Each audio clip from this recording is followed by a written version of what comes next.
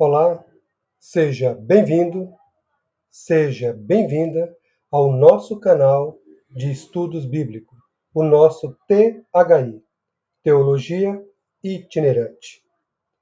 Hoje nós vamos refletir sobre a palavra hebraica Olam.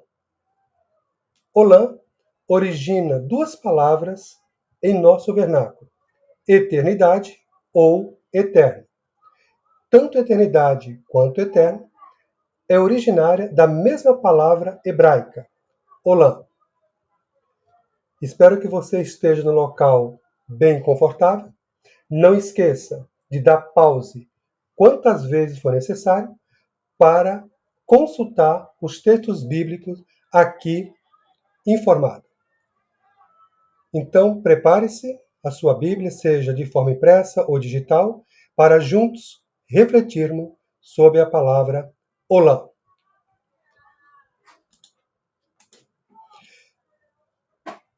A nossa base para refletirmos sobre Olam encontra-se em Gênesis 21, 33.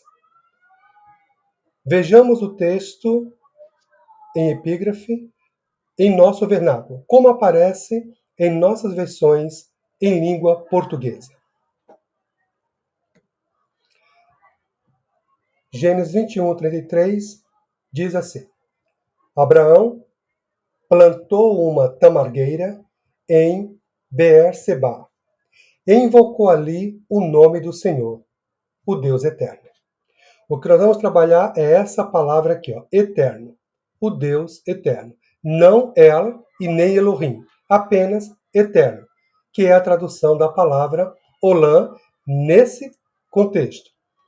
Está colorido, grifo nosso, para que possamos identificar o que nós vamos realmente tratar aqui. No texto em hebraico, temos a seguinte redação: El Olam, Deus eterno.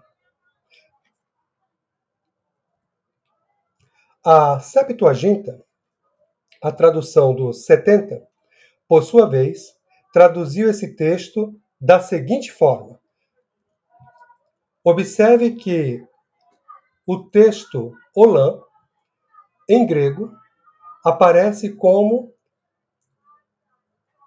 aionios, ou seja, Deus eterno.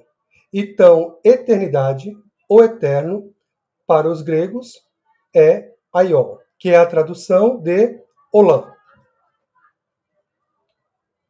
A Vulgata Latina apresenta a seguinte tradução: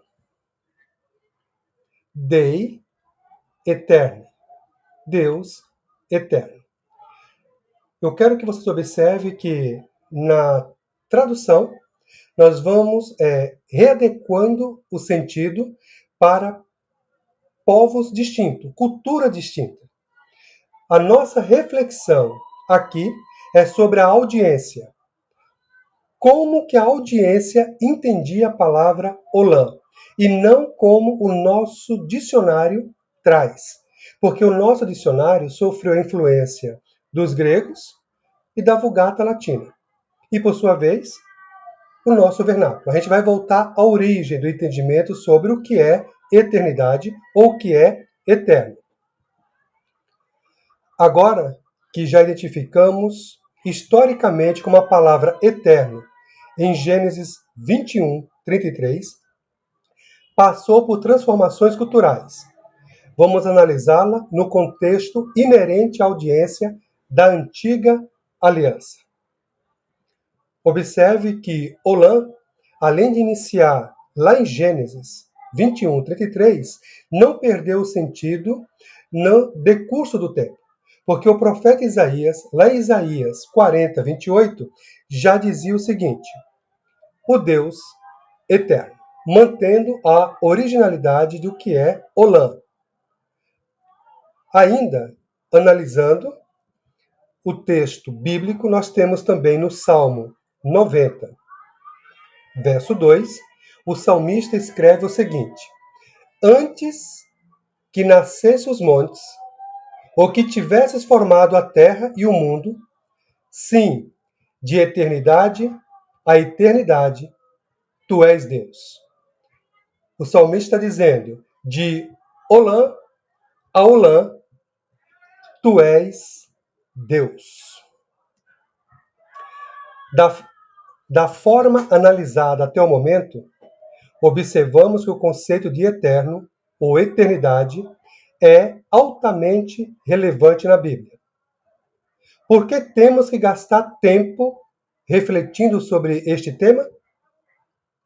Porque, sendo Deus, o Deus eterno, por consequência, o que Jesus nos oferece é a vida eterna.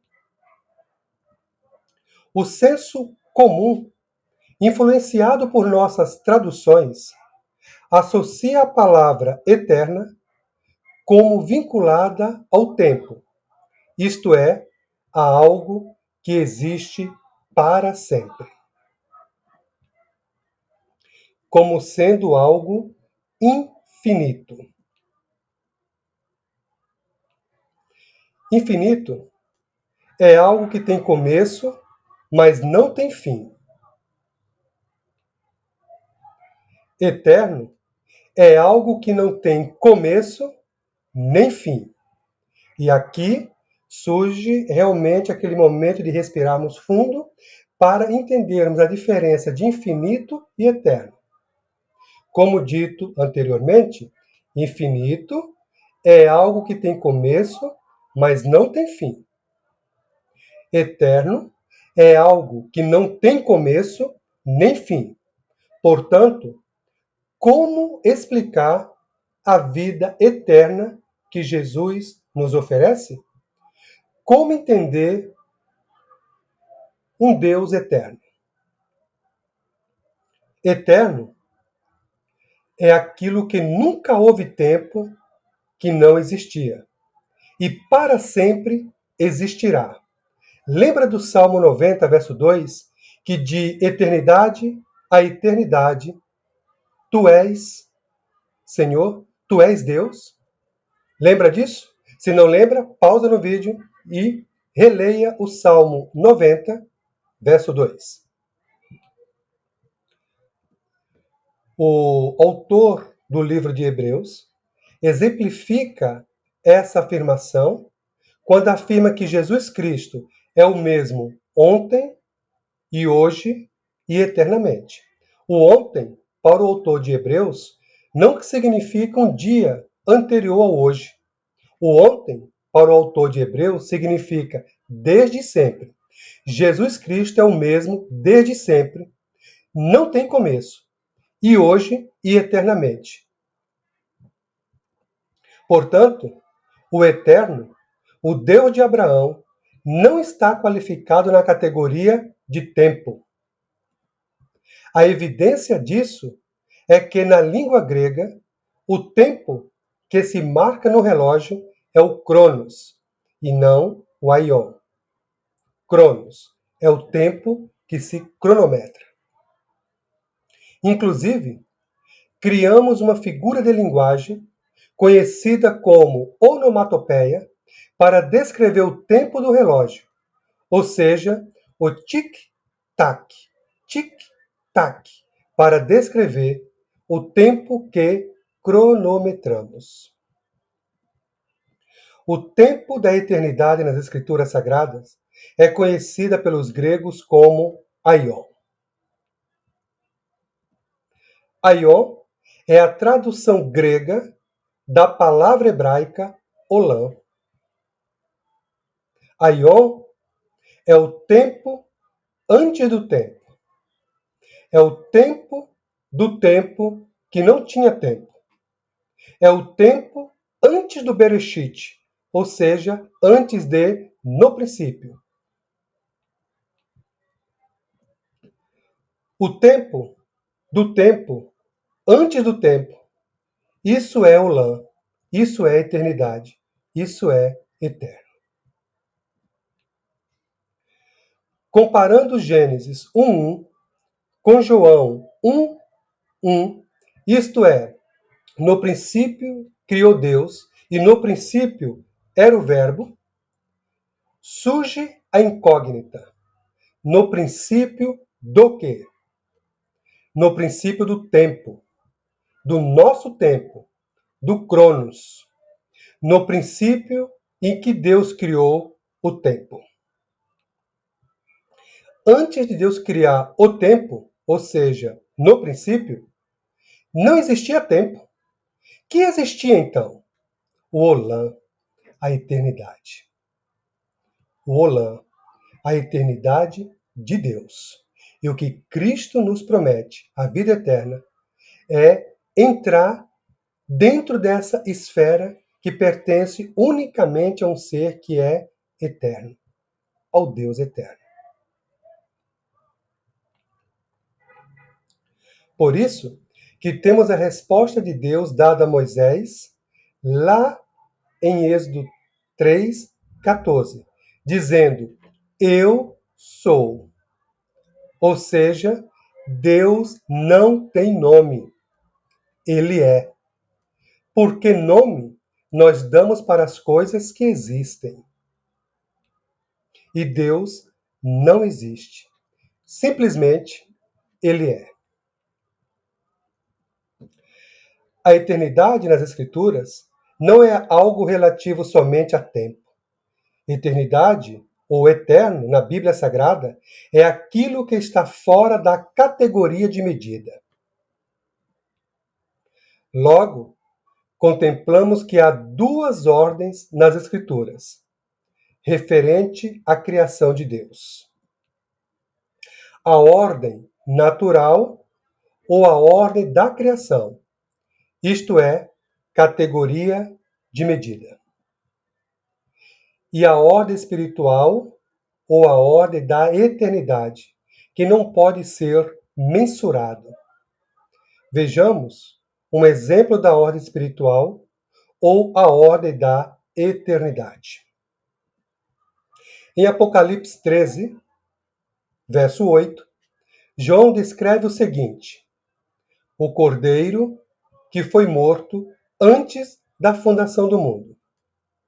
Jesus foi morto na ordem da eternidade e não da criação. Jesus foi morto na ordem do Olam e não do Cronos.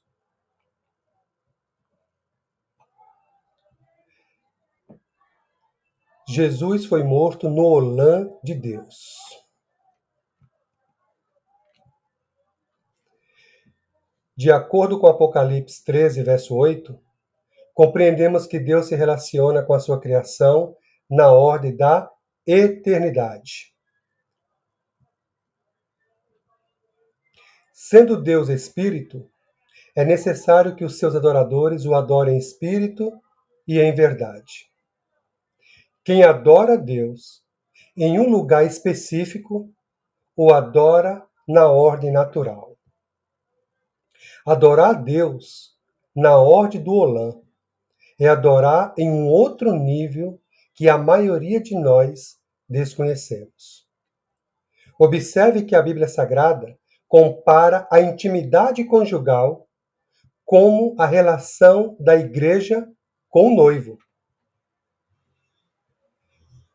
Na intimidade, há uma relação tão estreita entre as duas pessoas que as duas se tornam apenas uma.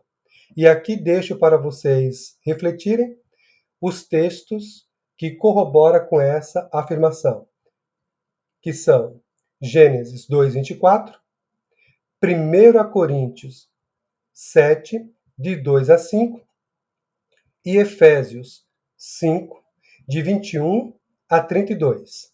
Observe que em Efésios 5, de 21 a 32, observe que Paulo vai falar da intimidade conjugal, porém no verso 32 ele vai falar, e grande é esse mistério.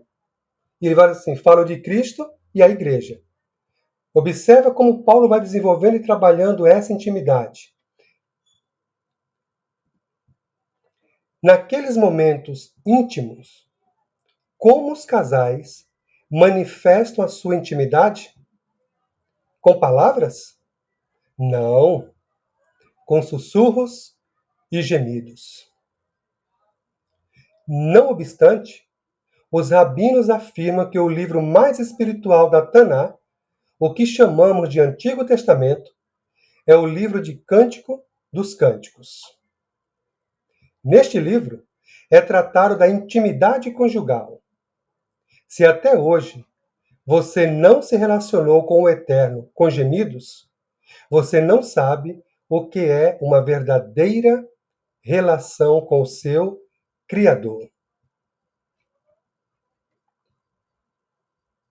E por que gememos quando estamos vivenciando aquele momento íntimo com a pessoa amada? Porque não há palavras que descrevam o que ambos estão sentindo. É nesse nível de intimidade, ou melhor dizendo, é na ordem espiritual que Deus planejou desde a eternidade a se relacionar com aqueles que clamam pelo seu nome. É o que aprendemos lá de Romanos 8, 26. Temos na antiga aliança uma pessoa que chegou nesse nível de adoração. Ana, a mãe de Samuel.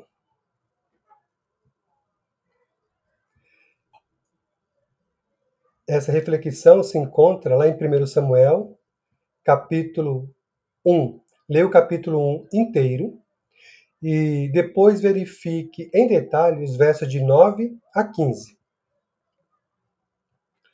A oração deveria ser a experiência da ordem da eternidade. Quanto mais palavras utilizamos em nossas orações a sós com Deus, maior a probabilidade de estarmos orando na ordem natural.